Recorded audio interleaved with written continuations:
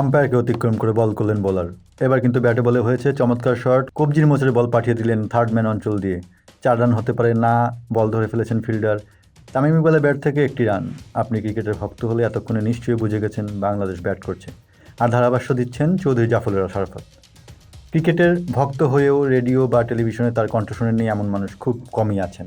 কবজির মোচড়ে mid wicket অঞ্চলের দিকে ঠেলে দিয়েই 1টি রান। মাঠের খেলা আমরা চোখ দিয়ে দেখি ঠিকই, কিন্তু কানে শুনি ধারাভাষ্যকারের কথা। ক্রিকেটের সঙ্গে ধারাভাষ্য না হলে যেন ঠিক জমে না। 4, 6 বা উইকেটের সময় ধারাভাষ্যকারদের উত্তেজিত কণ্ঠস্বর আমাদের আরও বেশি আনন্দ দেয়। তাই কৌতূহলবশত আপনার মাথায় একটা প্রশ্ন আসতেই পারে, কত টাকা আয় করেন এই ধারাভাষ্যকারেরা?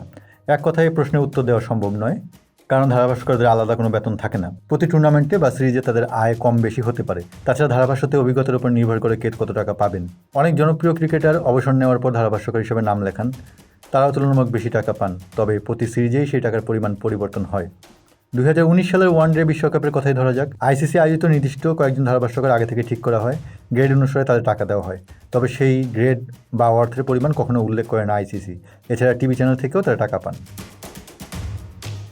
গত বিশ্বকাপে গ্রেড এতে থাকা সঞ্জয় মাঞ্জেকার, নাসির হোসেন ও মাইকেল ক্লার্করা পেয়েছেন এককালীন 5 কোটি টাকার বেশি। এছাড়া ম্যাচ প্রতি পেয়েছেন 25 লাখ টাকা। গ্রেড বিতে থাকা সৌরভ গাঙ্গুলি, হার্ষা ভোগলে, ওয়াসিম আকরাম, ব্রেন্ডন ম্যাককালামরা পেয়েছেন প্রায় 4 কোটি টাকা ও ম্যাচ প্রতি 21 লাখ টাকা। আর গ্রেড সিতে থাকা কুমার সাঙ্গাকারা ও মাইকেল হোল্ডিংসের মতো ধারাভাষ্যকাররা পেয়েছেন এককালীন 3 কোটি টাকা আর ম্যাচ প্রতি 18 লাখ টাকা।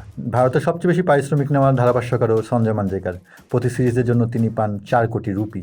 পাশাপাশি ওই সিরিজের প্রতিটি ম্যাচের জন্য আরও পান 18 লাখ রুপি।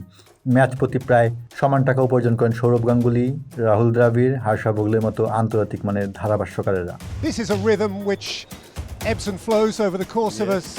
সম্প্রতি ভারতের আরেক ধারাভাষ্যকার আকাশ চোপড়া এক ইউটিউব চ্যানেলে সাক্ষাৎকারের সময় তাদের উপার্জন নিয়ে আলোচনা করেছেন। তিনি বলেছেন, ভারতে জুনিয়র ধারাভাষ্যকারেরা প্রতিদিন প্রায় 50,000 টাকা করে পারিশ্রমিক পান। তবে অভিজ্ঞ ধারাভাষ্যকারেরা প্রতিদিন 8 থেকে 14 লাখ টাকা করে পারিশ্রমিক পান। তবে আইপিএলে বদলে যায় টাকার পরিমাণ। এই টুর্নামেন্টে যারা ইংরেজিতে ধারাভাষ্য দেন তারা প্রায় 3 থেকে 6 কোটি টাকা পান, তবে হিন্দিতে ধারাভাষ্যকাররা পান 1 থেকে 1.5 কোটি টাকা। তবে বাংলাদেশের ধারাভাষ্যকাররা ম্যাচ বা সিরিজ প্রতি কত টাকা পান তা কখনো প্রকাশ্যে আসেনি, তাই এই বিষয়ে নির্দিষ্ট করে কিছু বলা সম্ভব নয়।